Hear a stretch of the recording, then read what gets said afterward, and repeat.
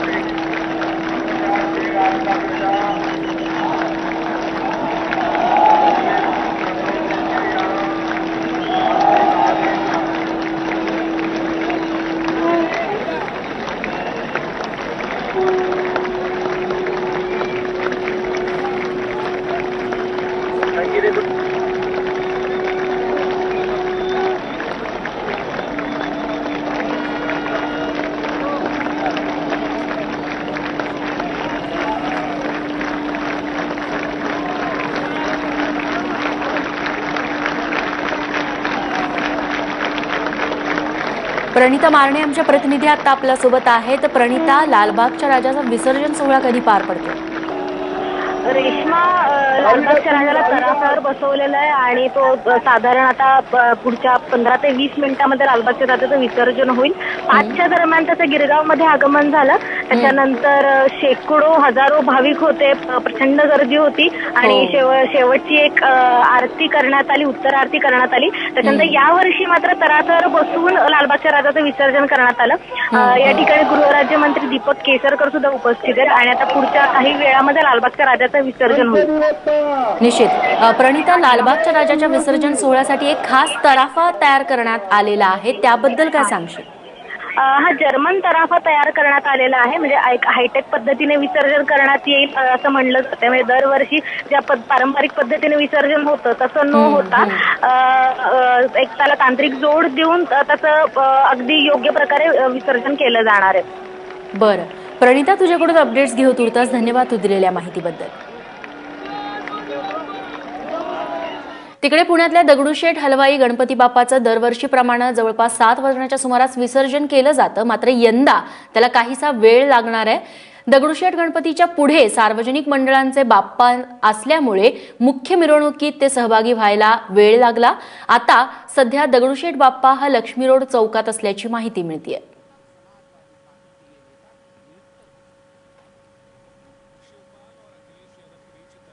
मंदार गोंजारी आमचे पुण्याचे प्रतिनिधी आता आपल्यासोबत आहेत। मंदार, दगडूशेठ हलवाईचे बाप्पा आहेत, त्यांचा विसर्जन सोहळा कधीपर्यंत पार पडणार आहे आणि पुण्यात सध्या या विसर्जन मिरवणुकांच्या दृष्टीनं काय काय घडामोडी घडतात? रेश्मा, पुण्याची विसर्जन मिरवणूक यावेळी काहीशी रेंगाळली असं म्हणावं लागेल आपल्याला, कारण 7 वाजलेले आहेत आणि आत्ता या ठिकाणी अखिल मंडई गणपती अलका चौकामध्ये काही वेळामध्ये दाखल होतो आहे। त्यानंतर श्रीमंत दगडूशेठ हलवाई गणपती आहे, दगडूशेठला अलका चौकामध्ये यायला किमान आणखी अर्धा तास लागण्याची शक्यता आहे।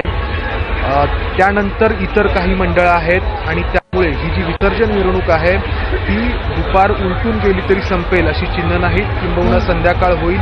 पुण्यामध्ये आतापर्यंत सर्वात जास्त जी मिरवणूक आहे ती 32 तास चाललेली आहे, परंतु यावेळी हे सगळे रेकॉर्ड्स तुटतात की काय अशी शक्यता वर्तवली जाते आहे, कारण अजूनही अनेक शेकडो मंडळ विसर्जनाच्या रांगेमध्ये आहेत। एका बाजूला रात्री 12 वाजता डीजे बंद झाला तरी ढोल ताशा आणि नगारे सुरूच होते, मात्र आज सकाळी 6 वाजता डीजे पुन्हा सुरू झाले आणि टिळक रस्त्यावरून जी मंडळं येत आहेत त्यांच्याकडून डीजेच्या साह्याने त्यांचं विसर्जन मिरवणुकीच्या माध्यमातून बाप्पांना निरोप दिला जातोय आणि दुसरीकडे लक्ष्मी रस्त्यावरून येणारी जी मंडळं आहेत ती पारंपरिकरित्या ढोल ताशांच्या गजरामध्ये निरोप देत आहेत. हा आपण सुंदर असा भक्तिरथ बघतो आहोत. या भक्तिरथामध्ये पुण्यातील मंडई गणपती मंडळाची ही शारदा आणि गजाननाची मूर्ती, पुण्यामध्ये ही मूर्ती अतिशय सुंदर मानली जाते. वेगळी अशी मूर्ती आहे. विष्णू आणि पार्वतीच्या मुद्रेमध्ये असलेली शारदा आणि गजाननाची ही मूर्ती आहे या ठिकाणी, आणि त्यावरती उभारलेला भक्तिरथ आहे. पांडुरंग, तुकाराम आणि इतर संत अशा प्रकारे साकारलेला हा भक्तिरथ आहे. हा काल रात्रभर अशाच प्रकारचे देगावे रथांच्या माध्यमातून मंडळांनी सादर केले. लोकांच्या डोळ्यांचं पारणं फिटलं. रात्रभर हा उत्साह पाहायला मिळाला. पहाट झालेली आहे, दिवस दुसरा उजाडलेला आहे, तरी या उत्साहामध्ये कोणत्याही प्रकारची कमी आपल्याला पाहायला मिळत नाहीये. मंडई गणपती या ठिकाणी दाखल झालेला आहे आणि या मंडईच्या पाठीमागे श्रीमंत दगडूशेठ हलवाई गणपती आहे आणि तो गणपती अर्धा ते पाऊण तासाच्या दरम्यान या अलका चौकामध्ये दाखल होईल अशी अपेक्षा आहे. या अलका चौकातून गणपती पुढे गेला की या गणपतीचं विसर्जन झालं असं मानलं जातं. रेश्मा, नक्कीच मंदार, धन्यवाद तू दिलेल्या सगळ्या सविस्तर माहितीबद्दल. तिकडे मुंबईत गणेश गल्लीच्या राजाला भावपूर्ण निरोप देण्यात आलाय. गिरगाव चौपाटीवरती भाविक मोठ्या संख्येने यासाठी उपस्थित होते. काल सकाळपासूनच मिरवणुकीला सुरुवात झाल्यानंतर संध्याकाळी 7 वाजण्याच्या सुमारास गिरगाव चौपाटीवरती बाप्पांच्या मूर्तीचं विसर्जन करण्यात आलंय. यावेळी गणेश भक्तांचे डोळे पाणावले होते. गणपती बाप्पा मोरया, पुढच्या वर्षी लवकर या असा गजर यावेळी करण्यात आला.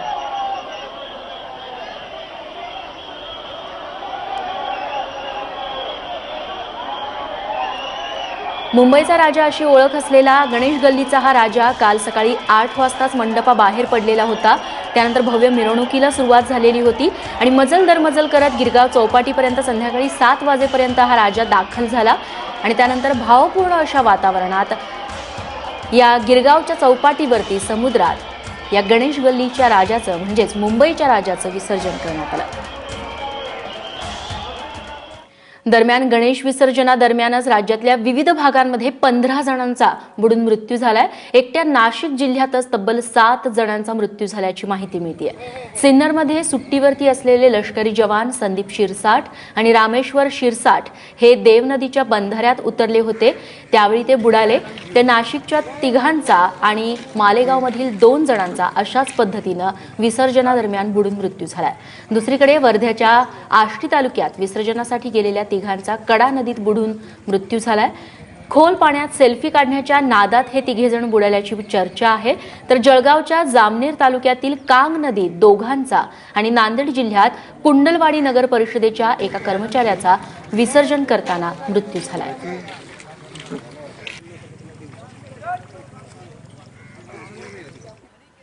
तिकडे पुण्यात देखील गणपती विसर्जनाला गालबोट लागलं. पुणे कॅन्टोन्मेंट बोर्डच्या भाजपच्या नगरसेवकावर गोळीबार करण्यात आला. मिरवणुकीत झालेल्या या गोळीबारात भाजप नगरसेवक विवेक यादव जखमी झालेत. सुदैवानं गोळी यादव यांच्या तोंडाला साठून गेली आहे. या प्रकरणी 2 पोलिसांनी ताब्यातही घेतलंय. विवेक यादव यांच्यावरती सध्या रुबी हॉस्पिटलमध्ये उपचार सुरू आहेत.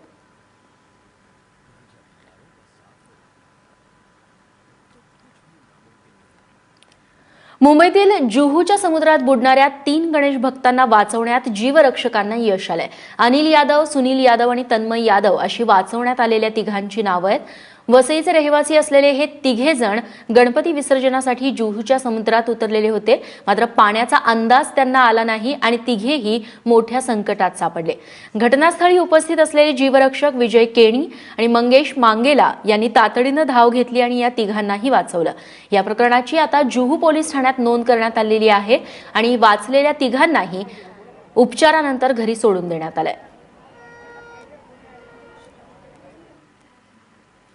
पुण्यात पोलीस कॉन्स्टेबल विजय कुमार यांना पाटणे इथं 3 अज्ञातांनी मारहाण केली आहे. अलका टॉकीज चौकातल्या परिसरात ही घटना घडली आहे. कॉन्स्टेबल पाटणे यांना मारहाण करणाऱ्या विनायक जांभूळकरला पोलिसांनी अटक केली आहे. तर इतर 2 जण आहेत ते पळून गेलेत. मिरवणुकीच्या वेळी बाजूला व्हायला सांगितलं, त्यामुळे हा वाद सुरू झाला कॉन्स्टेबल आणि या 3घांमध्ये. त्यानंतर झालेल्या झटापटीत पाटणे यांना जोरदार ढकललं गेलं. त्यामुळे पाटणे हे थेट बॅरिगेट्सवरती जाऊन आदळले. त्यामुळे त्यांच्या चेहऱ्याला आणि डोळ्याच्या जवळपास मोठी इजा झाली आहे.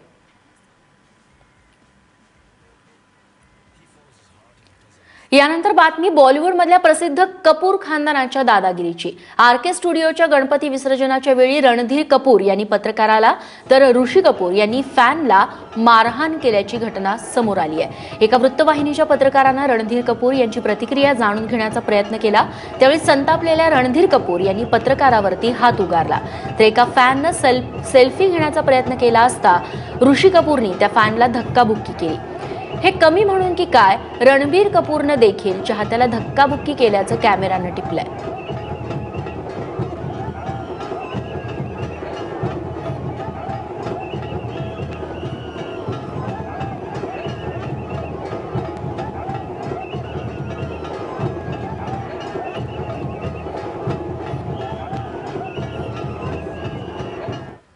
दरम्यान ज्या पत्रकाराला रणधीर कपूर यांनी मारहाण केली त्या पत्रकारानं नेमकं त्यावेळेस काय घडलं होतं हे आम्हाला सांगितलंय। वहाँ पर अपने दर्शकों को, अपने चैनल के दर्शकों को हम बता रहे थे कि वहाँ पर क्या परिस्थिति चल रही है, किस तरह का गणपति विसर्जन वो विसर्जित करने के लिए लेके जा रहे थे। तो वहीं जब हम उनसे जानना चाहें कि रणधीर कपूर से जानना चाहा कि बताएं कि गणपति विसर्जन के टाइम एक खुशी का माहौल होता है और विसर्जन के टाइम मेरे क्वेश्चन कंप्लीट करने से पहले उन्होंने इस तरह की हरकतें कर दी। मुख्यमंत्री देवेंद्र फडणवीस यांनी आपल्या घरच्या बाप्पाचं महापौर बंगल्यातील हौदात विसर्जन केलं। मुख्यमंत्र्यांचं स्वागत करण्यासाठी यावेळी स्वतः मुंबईच्या महापौर स्नेहल आंबेकर उपस्थित होत्या। बाप्पाला निरोप देण्यासाठी मुख्यमंत्र्यांच्या पत्नी अमृता फडणवीस आणि मुलगी दिविजा या देखील हजर होत्या। सर्व गणेश भक्तांनी पर्यावरणपूरक विसर्जन करावं असं आवाहन यावेळी मुख्यमंत्र्यांनी केलं।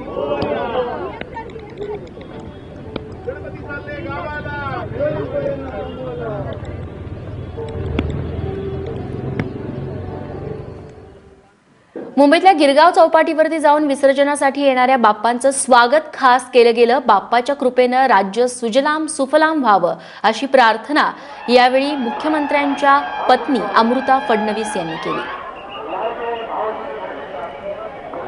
विसर्जनासाठी येणाऱ्या बाप्पांचं मुख्यमंत्र्यांनी काल खास स्वागत केलं। यावेळीच मुख्यमंत्र्यांच्या पत्नी देखील त्यांच्यासोबत उपस्थित होत्या। गिरगाव चौपाटीवरती यावेळी मुख्यमंत्र्यांनी सोबतच मुंबईच्या महापौर स्नेहल आंबेकर आणि मुख्यमंत्र्यांच्या पत्नी अमृता यांनी हजेरी लावली। कृत्रिम तलावातच विसर्जन करावं। भारी मनाने आम्ही गणेशजींचं विसर्जन केलं, पण पर्यावरणासाठी हेच जरुरी आहे की आपण नदी नाल्यात कुठे न टाकता म्हणजे विसर्जन करता कृत्रिम तलावातच करावं। महाराष्ट्रातल्या आणि त्यातही पुण्यातल्या गणेशोत्सवाची महती ही साता समुद्रापार पोहोचली आहे। म्हणूनच गणपती विसर्जनाचा सोहळा याची देही याची डोळा बघण्यासाठी परदेशी पाहुणे देखील दाखल झालेले होते। मुंबईतल्या गणपती विसर्जनाचा सोहळा याची देही याची डोळा बघता यावा म्हणून परदेशी पर्यटकांनी खास मुंबईत हजेरी लावली। मुंबईच्या गिरगाव चौपाटीवरती परदेशी पाहुण्यांसाठी विशेष दालन देखील तयार करण्यात आलं होतं, तर तिकडे पुण्यात आलेले परदेशी पाहुणे मोठ्या उत्साहात बाप्पाच्या विसर्जन मिरवणुकीमध्ये सहभागी झाले।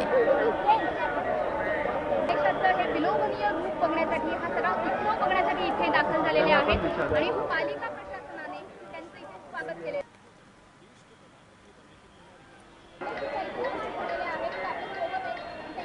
I'm from Sri Lanka.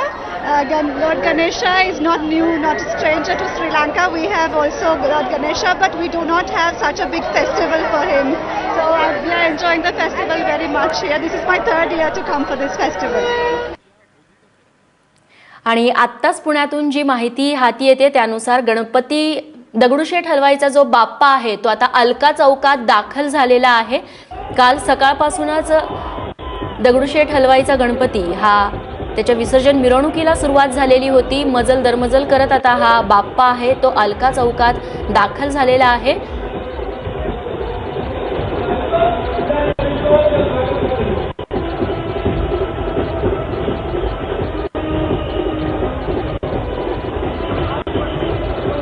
अजूनही बराच वेळ ही विसर्जन मिरवणूक अशी सुरू राहू शकते अशीही माहिती मिळतेय।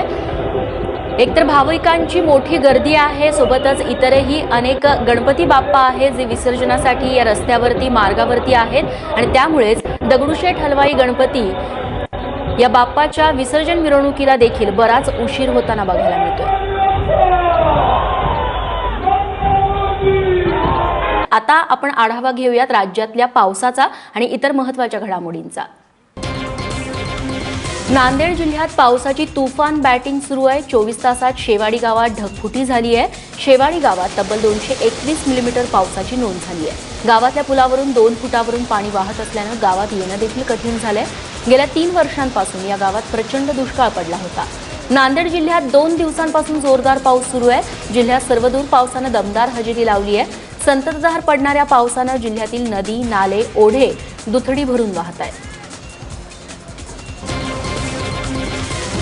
तिकडे मराठवाड्यात पावसानं जोरदार हजेरी लावली आहे. मंगळवारी संध्याकाळपासून लातूर, नांदेड, उस्मानाबादेत पावसाचा जोर कमालीचा वाढलाय. निटूर, निलंगा, वलांडी, शिरू अनंतपाळ, देवणी, औराद, शहाजानी, उदगीर, जळकोट आणि लातूर शहर परिसरामध्ये जोरदार पाऊस झालाय. निलंगा तालुक्यातील मसलगा मध्यम प्रकल्प हा 95% भरलाय. त्यामुळे पाणी सोडण्यासाठी नदीच्या क्षेत्राच्या परिसरातील नागरिकांना आता सतर्कतेचा इशारा देण्यात आलाय. कासार, शिर्शी तसंच बडूर, नेलवाडचे तलाव हे भरून वाहत आहेत. मदनसुरी इथं अनेक ठिकाणी शेतात पाणी शिरलंय. त्यामुळे पिकांचं काही प्रमाणात नुकसान झालंय. तर कासार, शिर्सी ते रामलिंग, मुदगड या रोडवरच्या पुलावरून पाणी जात असल्यामुळे 3 तास इथली वाहतूक ठप्प झाली होती. तर उस्मानाबादमध्ये देखील जोरदार पावसानं हजेरी लावली आहे. उस्मानाबादेतल्या उमरग्यात अतिवृष्टीची नोंद झाली आहे. सातत्यानं कोसळणाऱ्या पावसानं उमरग्यात घरांची पडझड देखील झाली आहे. तर बेट जवळगा येथील बोअरमधून आपोआप पाणी सुरू झाल्याचं बघायला मिळालं. काही ठिकाणी शेतात मोठ्या प्रमाणात पाणीही शिरलंय. तेलंगणातील विकाराबाद सदाशिवपेठ दरम्यान रेल्वे मार्ग वाहून गेल्यानं काही गाड्या रद्द झाल्या, तर काहींचा मार्ग वळवण्यात आलाय. जोरदार पावसानं हा रेल्वे मार्ग वाहून गेलाय. त्यामुळे मराठवाड्याकडे येणाऱ्या अनेक रेल्वे गाड्या रद्द झाल्या, तर काहींचा मार्ग आता वळवण्यात आलाय.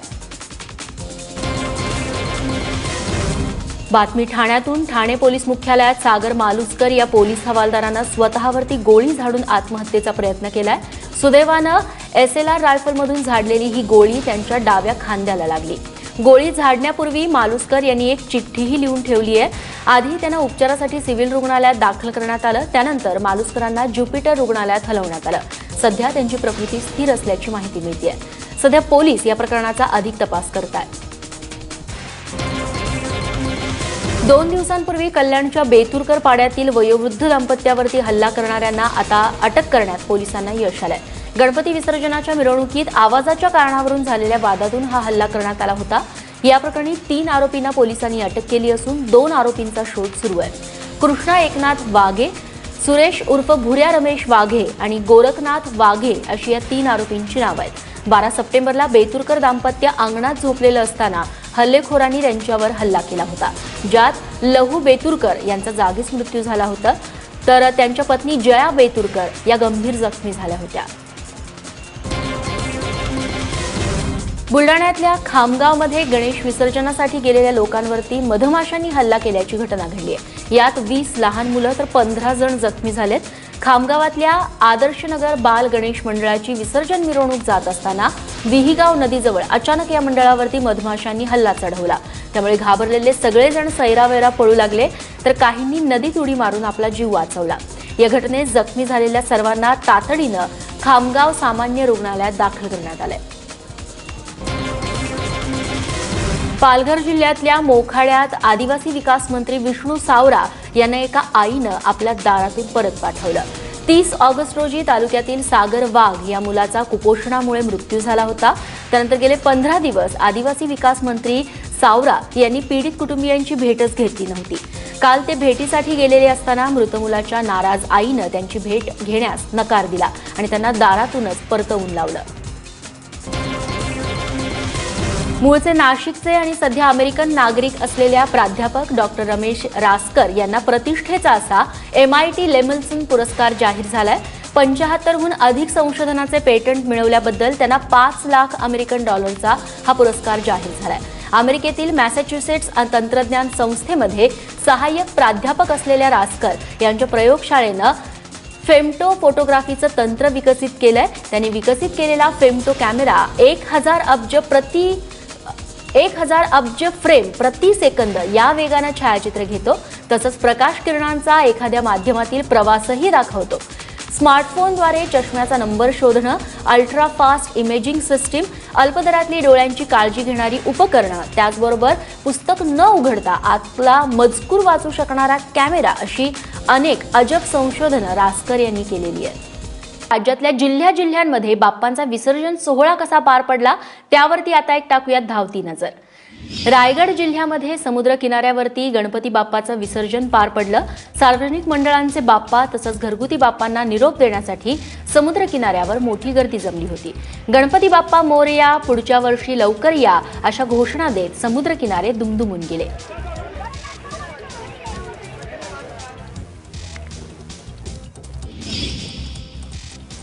कोकणात देखील भाविकांकडून लाडक्या गणरायाला निरोप देण्यात आला. 10 दिवस गणपती बाप्पाची मनोभावे पूजा केल्यानंतर बाप्पांचं भावपूर्ण रीतीनं विसर्जन करण्यात आलं. कोकणात जवळपास घरोघरी गणपती बाप्पाची प्राणप्रतिष्ठापना केली जाते. सार्वजनिक मंडळांबरोबरच घरगुती बाप्पांना देखील भावपूर्ण निरोप देण्यात आला. मनमाड शहराचा आराध्य दैवत असलेल्या वेशीतील श्री नीलमणी गणपती बाप्पाचं गणेश कुंडावरती विसर्जन पार पडलं. विसर्जनाआधी पारंपरिक पद्धतीनं बाप्पाची मिरवणूक काढण्यात आली. यावेळी शहरात ठिकठिकाणी बाप्पाचं भव्य स्वागत करण्यासाठी नागरिकांनी मोठी गर्दी केली होती. तसंच मिरवणुकीत साहसी खेळाच्या पथकांनी थरारक कसरती सादर केल्या. चांदवड कृषी उत्पन्न बाजार समितीत काम करणाऱ्या कर्मचाऱ्यांनी देखील आपल्या बाप्पाला निरोप दिला. कृषी उत्पन्न गणेश मंडळानं यंदा घोडागाडीतून बाप्पांची मिरवणूक काढली. सार्वजनिक गणेश मंडळ आणि घरगुती गणेश मूर्तींचं विसर्जन रंगारी आणि राहुड तलावांमध्ये करण्यात आलं.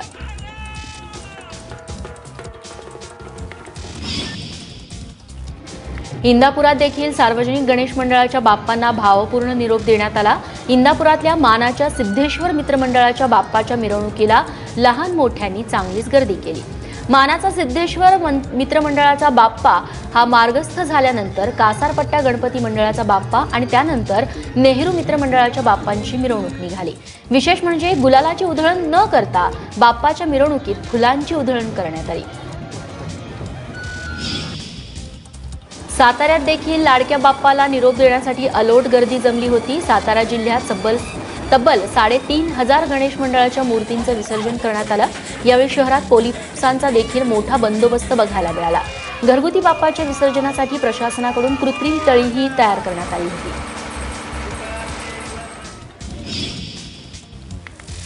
नागपुरातल्या वेगवेगळ्या भागात ढोल, ताशा, झांज आणि बँडच्या निनादात गणरायाची मिरवणूक काढण्यात आली. सीताबर्डी परिसरात गणपतीच्या विसर्जन मिरवणुकीआधी सांगीतिक सेवा अर्पण करण्यात आली.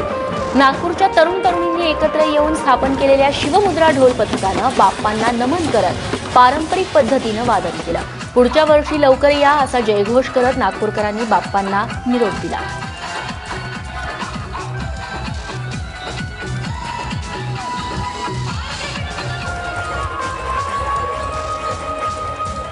पुण्यामध्ये गणेश बाप्पाच्या विसर्जन मिरवणुका अजूनही सुरू आहेत. दगडूशेठ हलवाई गणपती हा आता अलका चौकातून पुढे मार्गस्थ झाल्याची माहिती मिळते. ही दृश्य आहेत अलका चौकात. काही वेळापूर्वी 10-15 मिनिटांपूर्वी दगडूशेठ हलवाई गणपतीचा जो विसर्जन मिरवणूक सोहळा आहे तो ताफा पूर्ण दाखल झालेला होता आणि आता अलका चौकातून पुढे हे बाप्पा मार्गस्थ झालेले आहेत आणि पुढच्या काही वेळामध्ये या बाप्पांचं विसर्जन होईल. सध्या हजारोंच्या संख्येनं पुणेकर गणेश भक्त आहेत. ते रस्त्यावरती उभे आहेत बाप्पाच्या शेवटच्या दर्शनासाठी आणि अलका चौकामध्ये देखील अशाच पद्धतीनं अलोट गर्दी बघायला मिळाली. पोलिसांचा चोख बंदोबस्त आहे आणि सोबतच ढोल ताशांचा गजर काल सकाळपासून जो सुरू होता तो सकाळी पुन्हा सुरू झालेला आहे आणि ही बाप्पाची जी मिरवणूक आहे ती आता अलका चौकातून पुढे सरकली आहे.